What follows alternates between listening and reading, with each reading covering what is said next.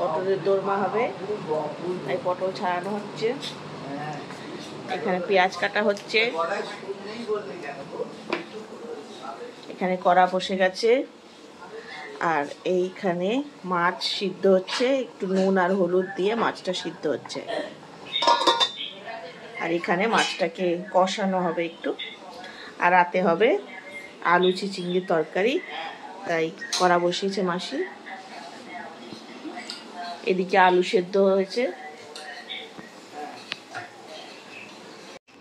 আলু সিদ্ধ হয়ে গেছে, পটলটা কোড়া হয়ে গেছে ভেতর থেকে, এটা ভাজা হবে এখন। তেলে দাও নুনটা, না তেলে দাও, নুনটা টেনে নেবে। এখানে মাছ সিদ্ধ হয়ে গেছে, মাছটা বাছাও হয়ে গেছে। মাসি এখানে পটলের থেকে ভেতরে পুর খুঁড়ছে। বলছি এই পটলের ওইটা এতে দিয়ে দেবে। হ্যাঁ ভালো হয়, হ্যাঁ দিয়ে দেবে, কিছু হবে। পেস্ট কেন করবে, এমনি দেবে, হ্যাঁ কিছু হবে না, বিচে কিছু লাগবে না, কিছু হয়। পেস্ট হলে আবার জল জলে হয়ে যাবে।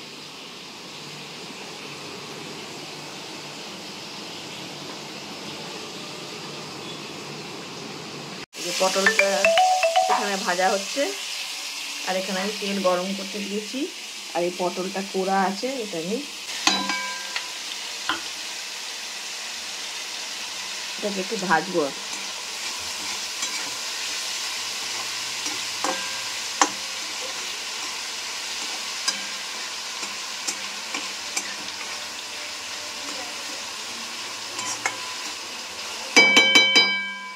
মধ্যে আমি একটু নুন দিচ্ছি,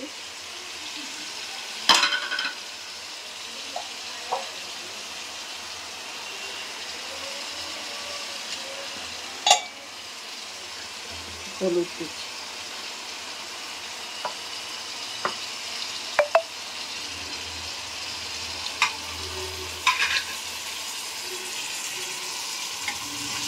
এটাকে ভালো করে ভেজে নিতে হবে, কিন্তু লাল লাল করে ভেজে নিতে হবে।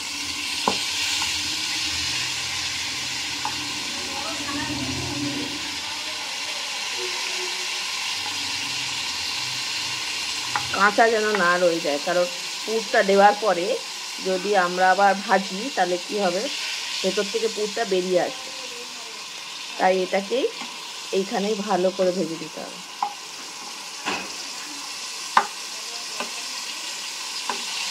আর দেখো পটলগুলো বেশ মোটা মোটা ছিল, তো দেখ হবেও ভালো।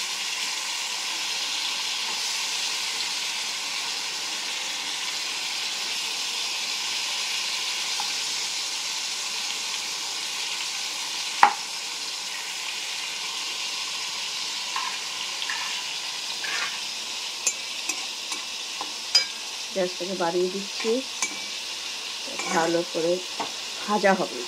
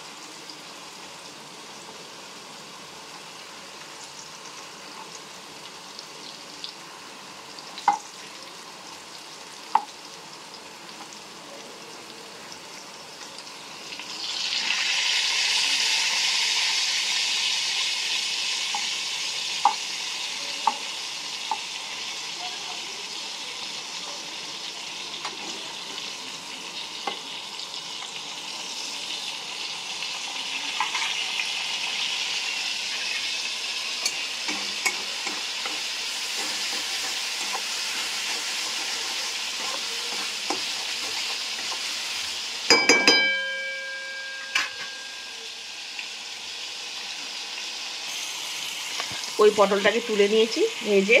আর এখানে নেক্সট খেপে পটল দিলাম। আর এখানে পটলের বিচিগুলোকে ভেজে তুলে নিয়েছি একটু।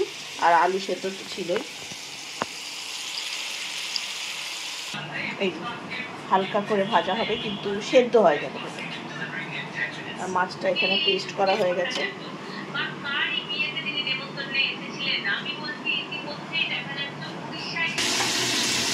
সব সাইডগুলোকে ইকুয়ালি ভেজে দিতে হবে। আর এখানে পেঁয়াজ ভাজা হচ্ছে, পেঁয়াজ রসুন দিয়েছে, আদা টমেটো পেঁয়াজ কাটা আছে, এগুলোকে ভাজা হবে। দিয়ে মাছটা দিয়ে পুরটা তৈরি হবে, মাছ আর আলু দিয়ে। আর ওই পটলের যে ভেতরের বিচিগুলো ছিল সেটাও দেওয়া হবে। দেখো আমি ঘুরিয়ে ঘুরিয়ে সব দিকটাই ভেজে নিচ্ছি। এটাই একটু ধৈর্য ধরে করতে হবে যাতে সব দিকটাই ইকুয়ালি ভাজা হয়।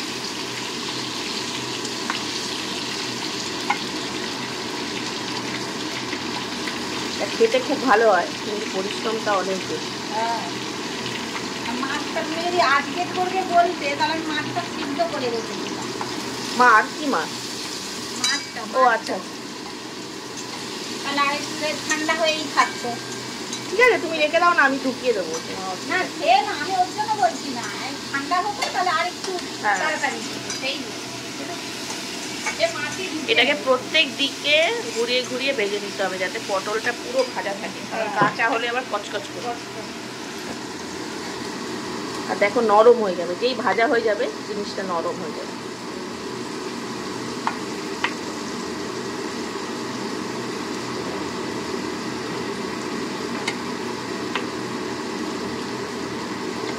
এটা এই সাইডটা একটু হবে।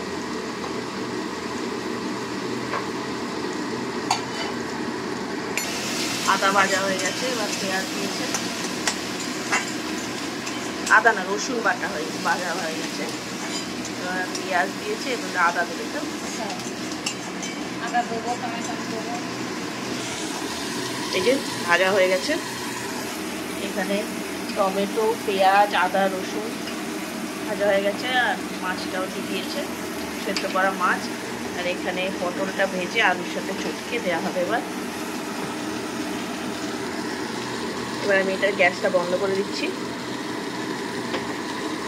থাকো, গরমে থাক। ওইগুলো দিয়ে দাও গরমে, সব দিয়ে একটু চাপা দিয়ে রাখো। হ্যাঁ সবকটা দিয়ে দিচ্ছি। হ্যাঁ সবকটা দিয়ে রাখো, একটু চাপা দিয়ে রাখো। দিয়ে একটু চাপা দিয়ে রাখবো, তাহলে কি হবে ভেতরটা সেদ্ধ হয়ে যাবে। হ্যাঁ যেটুকু বাকি আছে সব দিয়ে সেদ্ধ হয়ে যাবে। ওই থালাটা দিয়েই ওটাকে চাপা দিয়ে দেবো।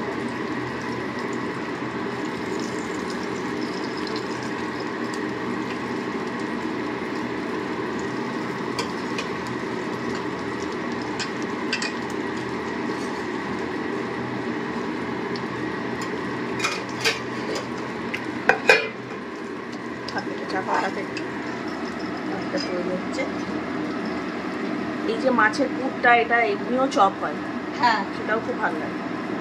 আর এর মধ্যে এছাড়া পড়বে আদা রসুন পেঁয়াজ টমেটো তো পড়ছে, তার সাথে একটু লঙ্কা গুঁড়ো নুন হলুদ আর ধনে জিরে, এইটাই যা পড়ে, যেরকম নর্মাল যে মশলাগুলো পড়ে। আদা রসুনটা পড়ে কারণ মাছটা কাঁচা তো, সেদ্ধ করে দেওয়া হচ্ছে, তাই ওটা একটু গন্ধটার জন্য। হ্যাঁ একটু লাস্টে ভাজা মশলা দিলে টেস্ট হবে।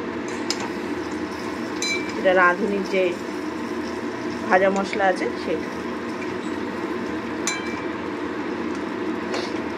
অনেকে ধনে পাতাও দেয়, অনেকে ধনে পাতা দেয়, কিন্তু ধনে পাতাটা দিলে আবার টেস্টটা অন্যরকম।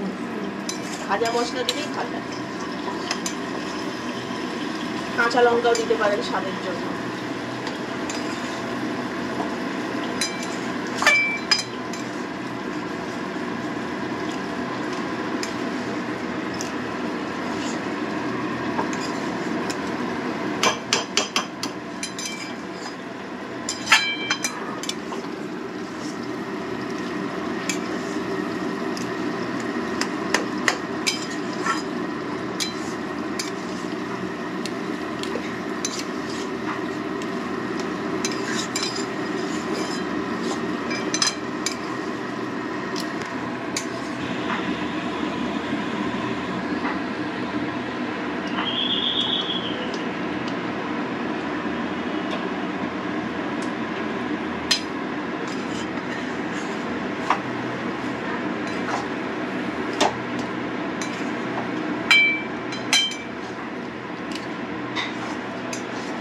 নুনটা দেখে নিস?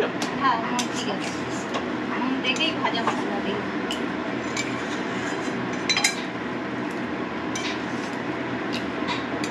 মাছটাতে নুন ছিল না, হ্যাঁ হ্যাঁ, ওর জন্য ওই জন্য সেদ্ধ করার সময় নুনটা দিলে কি হয়, মাছটা সেদ্ধ করার সময় নুন আর হলুদটা দিলে মাছের কাঁচা গন্ধটা চলে যাবে আর নুনটা ভেতরে ঢুকবে।